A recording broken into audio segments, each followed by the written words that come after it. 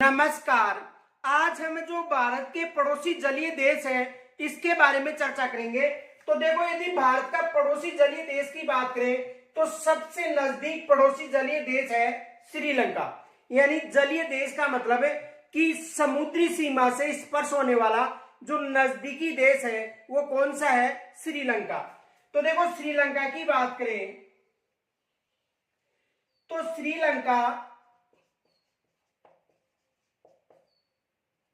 को पाक जल संधि के द्वारा भारत से अलग किया जाता है। कौन सी जल संधि? पाक जल संधि।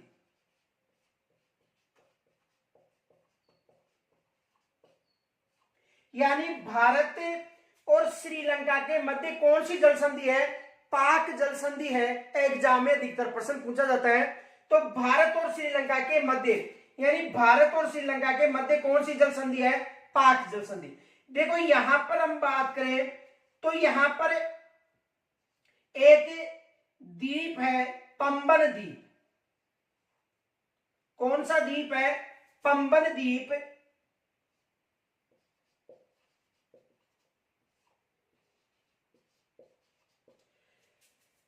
पंबन द्वीप है और पंबन द्वीप के आगे राम सेतु है, जिसे आदम ब्रिज के नाम से भी जाना जाता है। देखो, यानी भारत और श्रीलंका के मध्य एक तो पाक जल संधि, याद रखना एग्जाम में यहां से प्रश्न बनता है। दूसरा देखो, भारत का जो दक्षिणी राज्य है यानी जो तमिलनाडु है, यदि तमिलनाडु की बात करें तो तमिलनाडु में एक द्वीप है, पंबन द्वीप। याद रखना, ये पंबन द्वीप हो गया।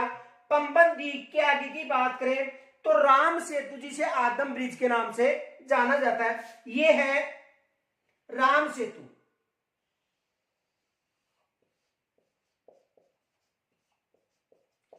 और राम सेतु को किस नाम से भी जाना जाता है? आदम ब्रिज के नाम से भी जाना जाता है। आदम ब्रिज भी आ सकता है या राम सेतु भी आ सकता है। तो देखो, तमिलनाडु का एक द्वीप है पंबन द्वीप, याद रखना, यहां से एग्जाम में प्रश्न बन सकता है। पंबन द्वीप के बाद में जो राम सेतु है, जिसे आदम ब्रिज के नाम से जाना जाता है, और इस्लाम में इसे अदन का पुल कहा जाता है, ये भी याद रखना। जो राम सेतु है, इसे इस्लाम की बात करें तो इस्लाम में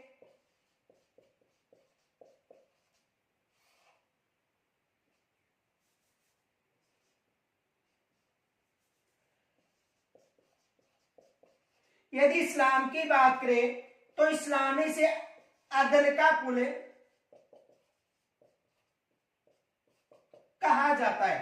देखो, यदि इस्लाम की बात करें तो जो राम सेतु है, इसे इस्लाम में अदन का पुल कहा जाता है, ये याद रखना।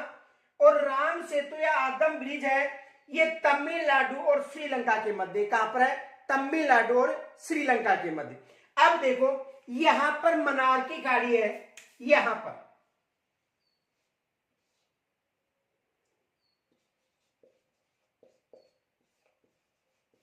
मन्नार की खाड़ी। तो दोबारा समझो, ये यहां पर पाक जल डमरू या पाक जल संधि है, ये पाक जल संधि हो गई, और ये मन्नार की खाड़ी। तो पाक जल संधि और मन्नार की खाड़ी के मध्य पंबन द्वीप और राम सेतु या आदम ब्रिज है। आदम ब्रिज को इस्लाम में अदन का पुल कहा जाता है, ये भी याद रखना। अब देखो, ये जो पंबन द्वीप है, इस पंबन द्वीप पर रामेश्वरम धाम स्थित है। किस द्वीप पर है? ये याद रखना। यानी जो पंबन द्वीप है, इस द्वीप पर रामेश्वर धाम स्थित है। अब देखो, पंबन द्वीप पर कौन सा धाम है? रामेश्वर धाम। पंबन द्वीप का अंतिम गांव, जो दक्षिण क्षेत्र की बात करें, यहां पर देखो, यहां पर अंतिम हो गया तो ये धनुषकोटी या धनुषकोडी है। धनुषकोटी या धनुषकोडी। तो यहां से एग्जाम में प्रश्न बनता है। पहले देखो, यहां तक आप स्क्रीन छोड़ लीजिए, फिर एक एक की चर्चा करेंगे।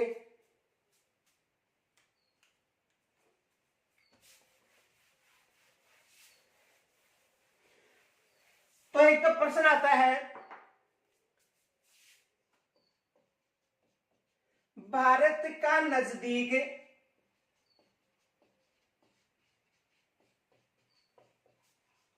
जलीय देश। तो ये याद रखना, भारत का नजदीक जलीय देश कौन सा है? श्रीलंका।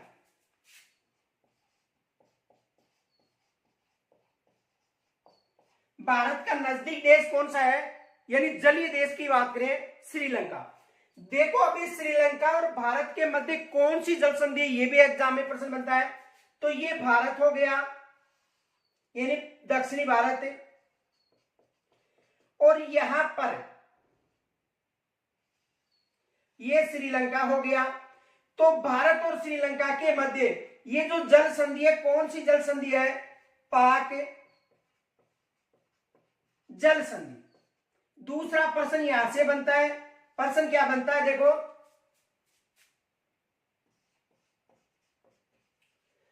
पाक जल संधि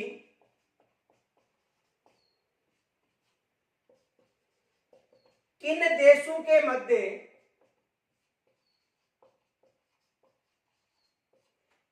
स्थित है?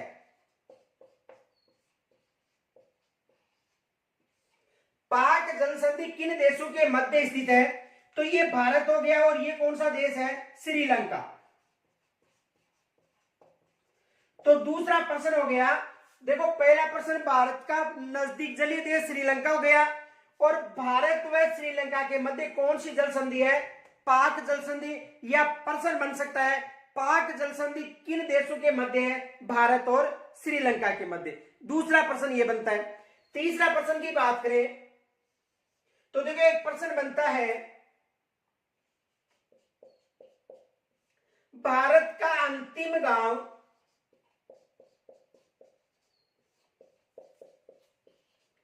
जो श्रीलंका के नजदीक है।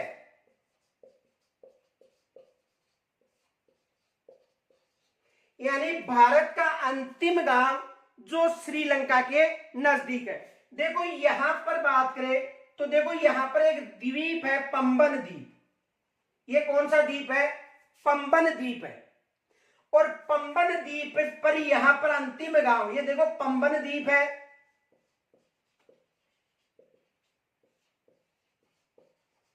और पंबन द्वीप का अंतिम गांव यहां पर, ये अंतिम गांव हो गया। तो पंबन द्वीप पर अंतिम गांव कौन सा है? धनुष कोटी, कहीं पर कोडी भी मिलता है। तो ये पंबन द्वीप हो गया, और पंबन द्वीप का अंतिम गांव कौन सा है? धनुषकोडी। अब इसे समझो, देखो भारत का अंतिम गांव हो गया, और श्रीलंका के नजदीक कौन सा गांव है? धनुषकोटी। ये भी एग्जाम में प्रश्न बनता है। तो यहां तक आप स्क्रीनशॉट ले सकते हो।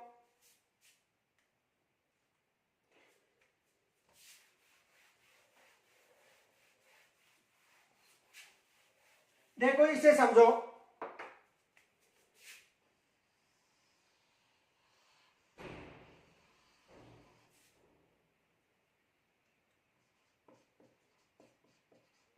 तमिलनाडु, और ये हो गए यहां पर श्रीलंका।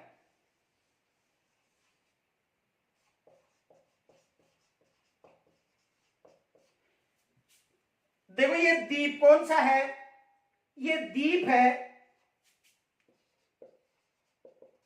पंबन द्वीप, और यहां पर अंतिम गांव दिखाई दे रहा होगा।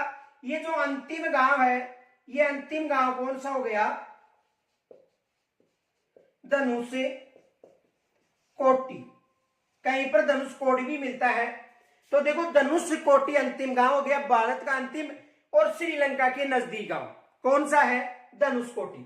अब देखो ये जो पंबन द्वीप है, इस द्वीप पर धनुष कोटी से थोड़ी ऊपर की तरफ की बात करें तो यहां पर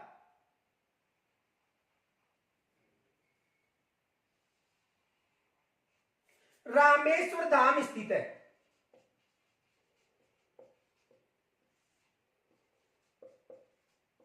तो रामेश्वर धाम कहां पर स्थित है? पंबन द्वीप पर, ये याद रखना, पंबन द्वीप पर रामेश्वर धाम स्थित है और रामेश्वर धाम के पास में कौन सा गांव है? धनुषकोटी। अभी यहां पर देखो एक सेतु है, इस सेतु को राम सेतु कहा जाता है। राम सेतु या आदम ब्रिज, और इस्लामी से क्या कहा जाता है? अदर का पुल।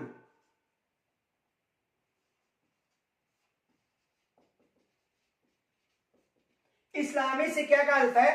अदन का पुल। तो यहां तक समझ में आ गया होगा, आप इसका भी स्क्रीनशॉट ले सकते हो। देखो, अंतिम गांव धनुषकोटी या धनुषकोडी, पंबन द्वीप पर कौन सा तीर्थ स्थल स्थित है? तो रामेश्वर धाम, और राम सेतु को आदम ब्रिज या अदन का पुल भी कहा जाता है। यहां तक आप स्क्रीनशॉट ले सकते हो।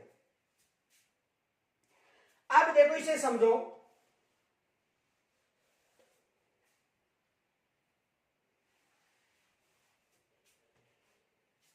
देखो, ये हो गई यहां पर पाक जल संधि है,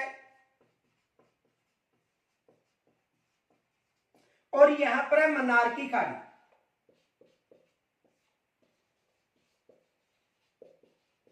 तो देखो, ये जो सेतु है, कौन सा सेतु है? ये राम सेतु है। कौन सा सेतु है? राम सेतु।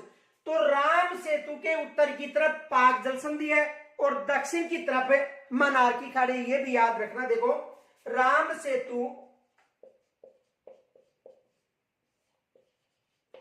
के उत्तर की तरफ है या उत्तर दिशा में पाक जल संधि एवं दक्षिण में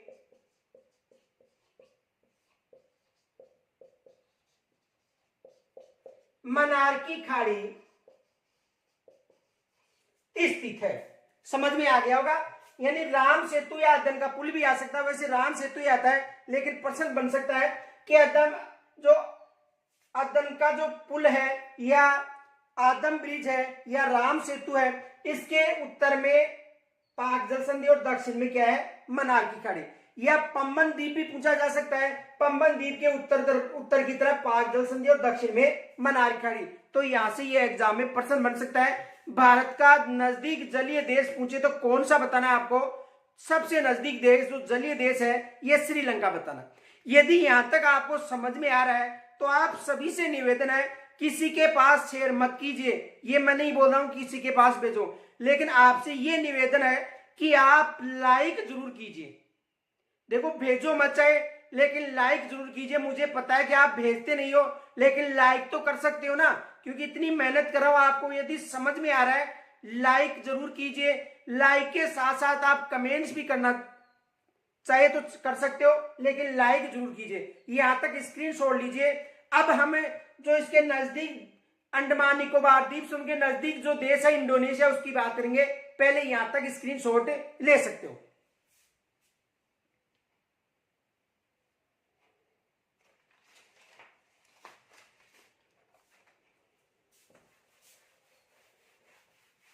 देखो, भारत का जो अंडमान निकोबार द्वीप समूह है और लक्षद्वीप,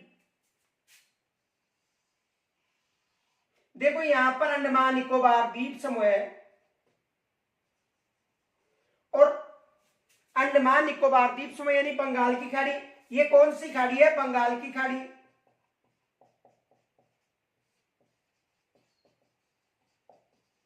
और ये है अरब सागर।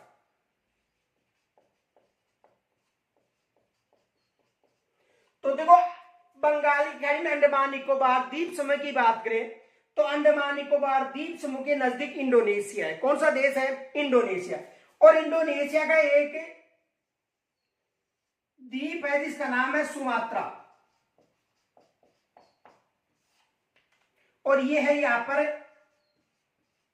इंडोनेशिया। और ये अंडमान निकोबार द्वीप समूह हो गया। अब देखो, यहां पर ये जो निकोबार है, ऊपर अंडमान है, नीचे निकोबारों का द्वीप समूह है। तो निकोबार में एक ग्रेट निकोबार है कौन सा निकोबार है? देखो ग्रेट निकोबार, ग्रेट या महान निकोबार। और ये कौन सा द्वीप है? सुमात्रा। यहां पर देखो एक जो जल संधि है इसे महान या ग्रेट चैनल के नाम से जाना जाता है। तो जो ग्रेट चैनल है वो किनके मध्य है? इंडोनेशिया और भारत का जो अंडमान निकोबार द्वीप में जो ग्रेट निकोबार है इसके मध्य कौन सा चैनल है? महान चैनल या ग्रेट चैनल। इसे 6 डिग्री चैनल के नाम से भी जाना जाता है, ये भी याद रखना, 6 डिग्री चैनल। प्रश्न बन सकता है, देखो भारत और भारत में कौन सा? ग्रेट निकोबार। भारत और ग्रेट निकोबार, भारत का कौन सा हो गया? ग्रेट निकोबार। तथा सुमात्रा कहां पर है? इंडोनेशिया में।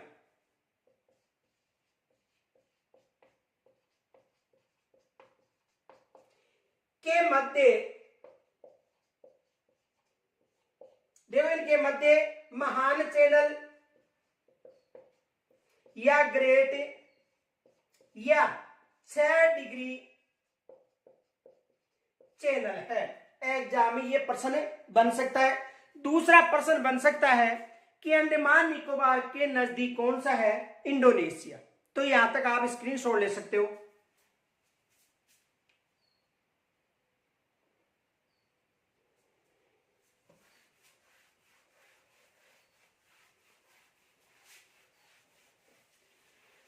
यदि अरब सागर की बात करें, ये बंगाली खाड़ी, ये अरब सागर। अरब सागर की बात करें तो देखो अरब सागर में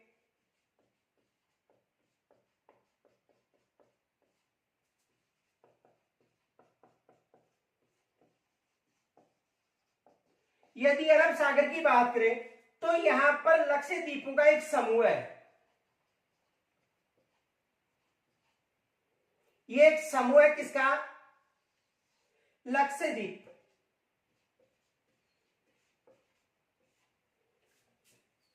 अब देखो लक्षद्वीप का जो दक्षिण द्वीप है इसका नाम है मिनिकॉय द्वीप। ये जो द्वीप है मिनिकॉय, कौन सा द्वीप है? मिनिकॉय। और यहां से एक चैनल गुजरता है यानी अक्षांश गुजरती है,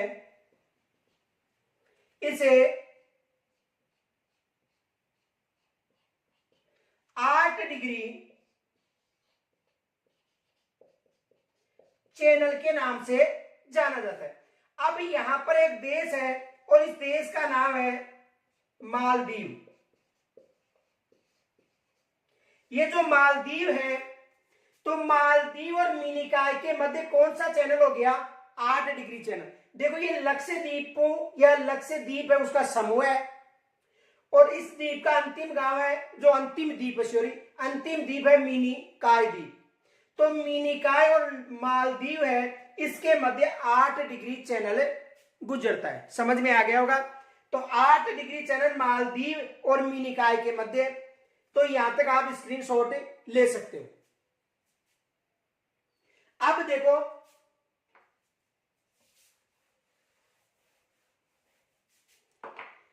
लक्षद्वीप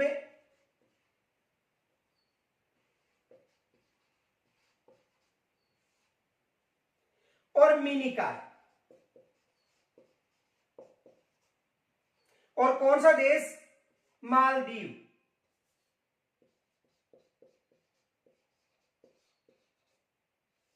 तो देखो लक्षद्वीप हो गया, इसका अंतिम द्वीप है मिनिकॉय और पड़ोसी देश है मालदीव। तो देखो इनके मध्य की बात करें तो इनके मध्य कौन सा चैनल है? 8 डिग्री चैनल। और लक्षद्वीप और मिनिकॉय के मध्य कौन सा चैनल है? 9 डिग्री चैनल। तो ये जो लक्षद्वीप और मिनिकॉय के मध्य कौन सा चैनल है? 9 डिग्री। और मिनिकॉय तथा मालदीव के मध्य कौन सा चैनल है? 10 डिग्री चैनल। ये विशेष याद रखना क्योंकि यहां से एग्जाम में प्रश्न बन सकता है। अब देखो एग्जाम में जो फर्स्ट ग्रेड है ज्योग्राफी, उसमें एक प्रश्न आया था। प्रश्न ये था,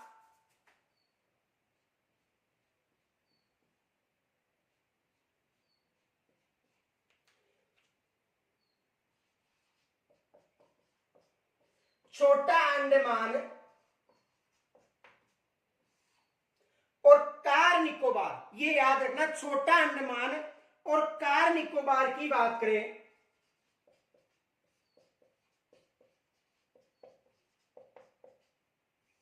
तो इनके मध्य कौन सा चैनल है?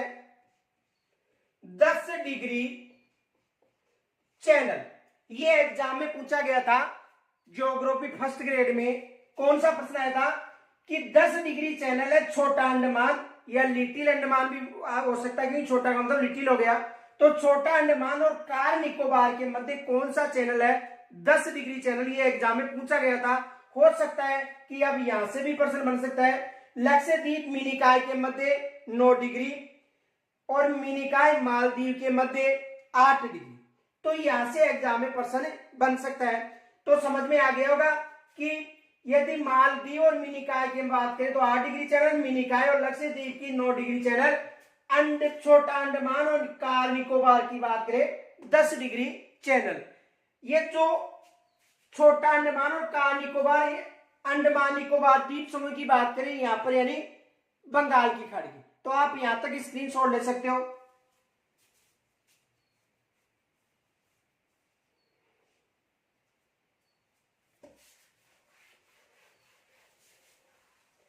अब देखो भारत का जो जलीय देश है, जैसे मान लो म्यांमार भी जलीय सीमा भी स्पर्श होती है और स्थलीय सीमा भी, दोनों सीमा स्पर्श होती है। किससे? म्यांमार से। तो यदि म्यांमार की बात करें तो यहां पर म्यांमार, ये म्यांमार हो गया और इसका एक द्वीप है कोको द्वीप।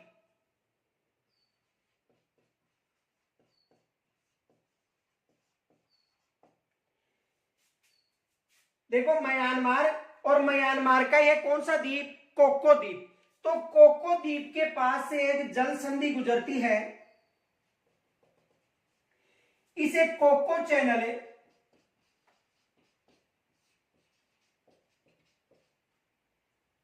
यह 14.5 डिग्री चैनल के नाम से जाना जाता है। और ये देखो कोको द्वीप और उत्तरी जो अंडमान है इसके मध्य है।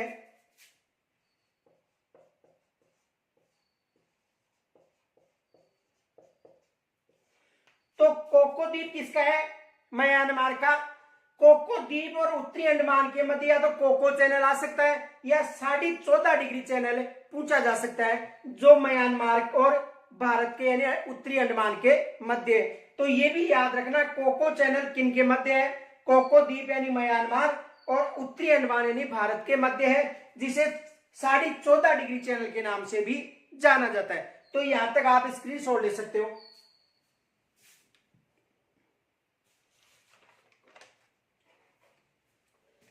अब देखो भारत की जलीय सीमा की बात करेंगे।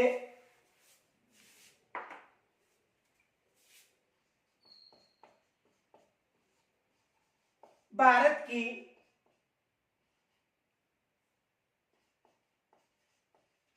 जलीय सीमा, देखो यहां से भी एग्जाम में प्रश्न बनता है भारत की जलीय सीमा। इसे समझो। देखो जैसे मान लो ये भारत की जलीय सीमा है और इनके साथ साथ लक्षद्वीप और अंडमान निकोबार द्वीप समूह की बात है।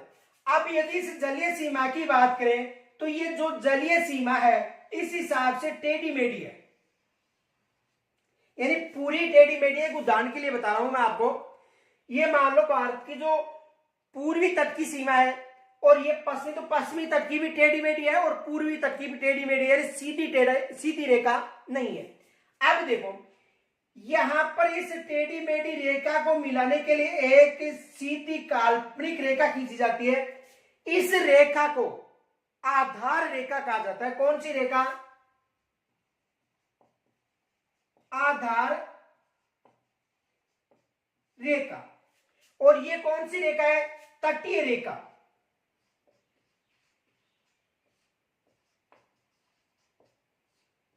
देखो दोबारा समझो, यानी तट की जो रेखा ऐसी सीधी रेखा नहीं है।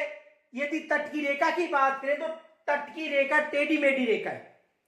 टेढ़ी मेढ़ी रेखा को एक आधार रेखा यानी सरल रेखा से सीधे में मिलाया जाता है, जिसे आधार रेखा कहा जाता है। समझ में आ गया होगा। टेढ़ी मेढ़ी रेखा को सीधी रेखा से मिलाने वाली रेखा को क्या कहा जाता है? आधार रेखा। एक काल्पनिक रेखा है, यानी इन तट को मिलाने के लिए एक सीधी रेखा बनाते हैं, जिसे आधार रेखा कहा जाता है। समझ में आ गया होगा। आधार रेखा किसे कहा जाता है? देखो, आधार रेखा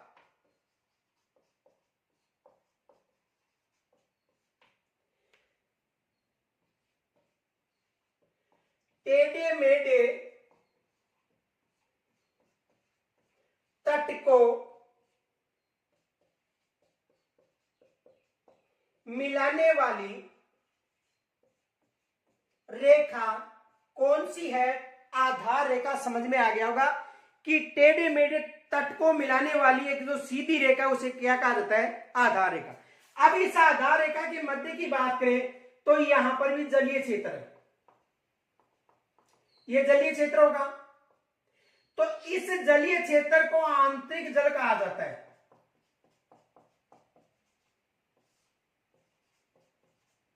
यह भी समझ में आ गया होगा। यानी आधार रेखा और जो टेढ़ा मेढ़ा तट है, इसके मध्य जो जल है, क्योंकि ये रेखा तो काल्पनिक रेखा है, इस तट को मिलाने वाली काल्पनिक का आधार रेखा नाम दे दिया। और इस काल्पनिक रेखा और तट के मध्य जो भी जल है, इसे आंतरिक जल कहा जाता है। कौन सा जल कहा जाता है? आंतरिक। देखो, स्थलीय सीमा व आधार रेखा के मध्य जलीय क्षेत्र को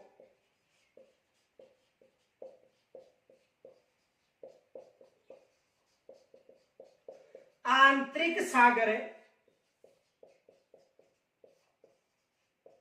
कहा जाता है। यह समझ में आ गया होगा। ये स्थलीय क्षेत्र हो गया, ये आधार रेखा, इसके मध्य जो जलीय क्षेत्र है इसे आंतरिक जलीय क्षेत्र कहा जाता है। तो यहां तक समझ में आ गया होगा। यहां से एग्जाम में जरूर प्रश्न बनेगा, तो पहले यहां तक स्क्रीनशॉट ले सकते हो। यदि लाइक नहीं किया तो लाइक का बटन जरूर दबाइए, स्क्रीनशॉट ले सकते हो।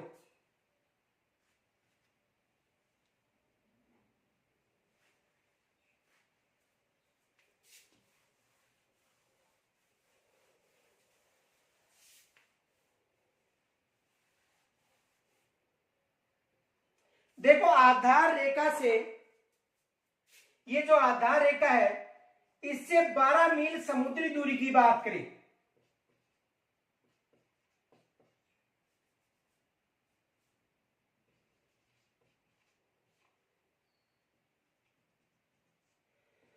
तो ये, यानी आधार रेखा से बात करें, तट से बात नहीं करें। कहां से? आधार रेखा से। ये याद रखना, एग्जाम में प्रश्न बनता है कि तट से 12 मील दूर या आधार रेखा से 12 मील दूर।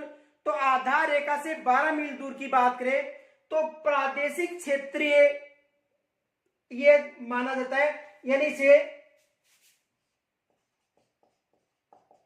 प्रादेशिक क्षेत्र कहा जाता है। देखो, इसे समझो, यानी ये जो आधार रेखा है, इससे 12 मील, आधार रेखा से 12 मील दूर। देखो, कटी पटी तटीय सीमा से नहीं माना है आपको, आधार रेखा से 12 जो मील है दूर मानना है। कौन सा क्षेत्र है? प्रादेशिक क्षेत्र है या प्रादेशिक जलीय क्षेत्र है? प्रादेशिक क्षेत्र या प्रादेशिक जलीय क्षेत्र, आधार रेखा से 12 मील दूर, ये याद रखना। तो आधार रेखा से 12 मील दूर कौन सा क्षेत्र है? प्रादेशिक क्षेत्र। और एक समुद्री मील की बात करें, एक समुद्री मील, तो एक समुद्री मील में 1.8 किलोमीटर होता है। यह भी याद रखना, एक समुद्री मील में कितना किलोमीटर होता है? एक समुद्री मील में 1.8 किलोमीटर होता है, ये याद रखना। एक समुद्री मील का मतलब 1.8 किलोमीटर। तो ये जो प्रादेशिक क्षेत्र है, इसे प्रादेशिक जलीय क्षेत्र मान लो, या इसे प्रादेशिक सागर के नाम से भी जाना जा सकता है। देखो, प्रादेशिक जल क्षेत्र या प्रादेशिक सागर या क्षेत्रीय सागर भी कहा जाता है। देखो, इसे क्षेत्रीय सागर भी कहा जा सकता है,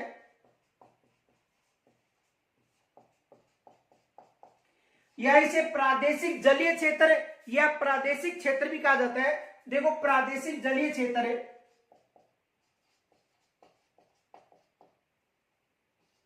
या क्षेत्रीय सागर, समझ में आ गया होगा। दोबारा देखो, प्रश्न बन सकता है कि क्षेत्रीय सागर या प्रादेशिक क्षेत्र या प्रादेशिक जलीय क्षेत्र, क्योंकि जलीय क्षेत्र की बात करें तो जल जरूर आएगा। तो प्रादेशिक जलीय क्षेत्र या क्षेत्रीय सागर का क्षेत्र है। तो ये याद रखना, आधार रेखा से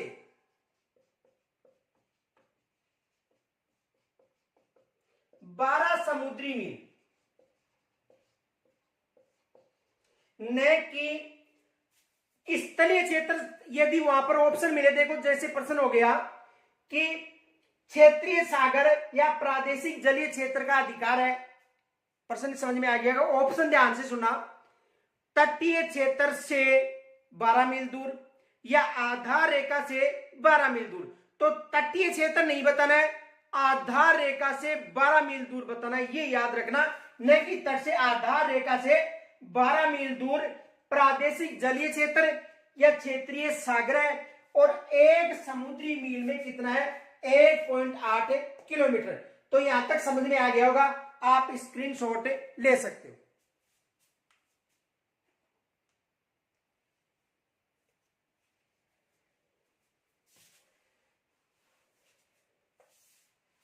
देखो, आधार रेखा से बात करें, आधार रेखा से यदि 24 मील की बात करें,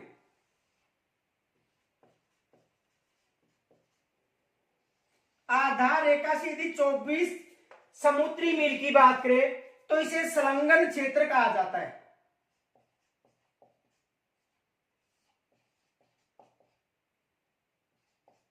या अविच्छिन्न क्षेत्र। समझ में आ गया होगा। आधार रेखा से 24 मील दूर का जो भारत का जलीय क्षेत्र है, इसे संलग्न क्षेत्र या अविच्छिन्न क्षेत्र कहा जाता है। और इस क्षेत्र में भारत का अधिकार है। देखो, ये जो संलग्न क्षेत्र है या जो अविच्छिन्न क्षेत्र है, यहां पर देखो संलग्न क्षेत्र, इस क्षेत्र में भारत को एक तो सफाई का अधिकार है, एक तो किसका अधिकार है? सफाई का, यानी 24 मील तक भारत की सफाई का अधिकार है। दूसरा देखो, यहां तक यदि कोई सीमा शुल्क है, यह भी भारत लेगा। और यहां तक वित्तीय अधिकार भी किसके पास है? भारत के पास। समझ में आ गया होगा। देखो, दोबारा समझो, यानी आधार रेखा से 24 मील समुद्री जो मील है, इसे संलग्न क्षेत्र या अविच्छिन्न क्षेत्र कहा जाता है। और यहां पर सफाई का अधिकार भारत को है, सीमा शुल्क भी भारत लेगा, और वित्तीय अधिकार भी भारत को है। किस क्षेत्र में? संलग्न क्षेत्र या अविच्छिन्न क्षेत्र में भारत को यह अधिकार है। यहां तक आप स्क्रीनशॉट ले सकते हो।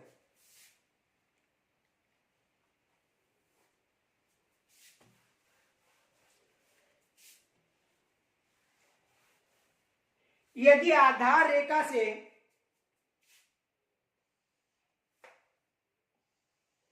200 समुद्री मील की बात करें तो यह अन्यन क्षेत्र है,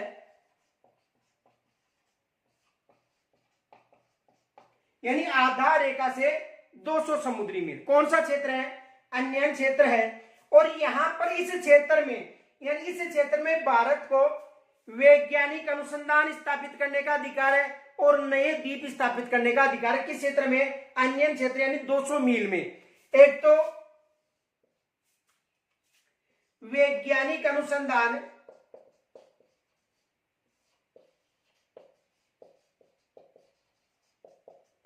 व नए द्वीप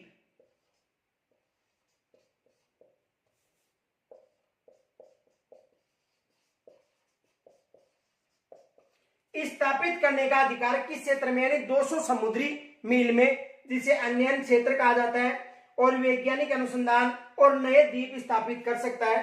तो भारत का यानी 200 समुद्री मील तक का भारत का अधिकार, ये याद रखना। और इसके बाद यानी 200 मील के बाद जो क्षेत्र है इसे किस नाम से जाना जाता है, इसे उच्च सागर के नाम से जाना जाता है। 200 समुद्री मील के बाद का क्षेत्र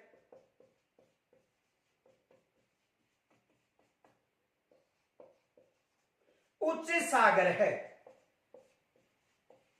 कौन सा सागर है, उच्च सागर है। तो यहां तक समझ में आ गया होगा। देखो, एक माह के लगभग आपको नया भारत का भूगोल मिलने वाला है। तो यहां से यदि कोई समस्या मुझे कमेंट्स के द्वारा जरूर बताना। फिर पुनः निवेदन है कि आप कक्षा यानी क्लास देखते हो लेकिन लाइक नहीं करते हो, तो निवेदन है शेयर मत कीजिए, लाइक जरूर कीजिए। यहां तक यदि कोई समस्या हो कमेंट के द्वारा मुझे जरूर बताइए। फिर हम कल मिलेंगे, तब तक के लिए नमस्कार, जय हिंद।